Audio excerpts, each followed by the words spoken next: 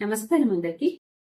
Next వచ్చి doubts ఏంటంటే ప్రెగ్నెన్సీలో వెయిట్ గెయిన్ ఎంత అవ్వాలి, ఈ ప్రెగ్నెన్సీలో వెయిట్ గెయిన్ అయిందంతా కూడా బేబీ వల్లే ఉంటుందా, ఈ డౌట్స్ గురించి చూద్దాం.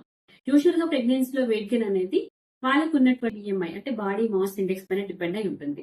బాడీ మాస్ ఇండెక్స్ మీద వాళ్ళకు ఉన్నటువంటి హైట్ ఇంకా వెయిట్ ని బట్టి క్యాలిక్యులేట్ చేసుకుని ఇస్తారనమాట. అకార్డింగ్ టు WHO గైడెన్స్ ప్రెగ్నెన్సీలో వెయిట్ గెయిన్ అనేది BMI పైన డిపెండ్ అయి ఉంటుంది. ఇఫ్ వాళ్ళ BMI కనుక లెస్ దాన్ 18.5 అంటే లో BMI కనుక ఉంటే వాళ్ళు యావరేజ్ గా 12 నుంచి 18 kgs వరకు వెయిట్ గెయిన్ అవ్వచ్చు.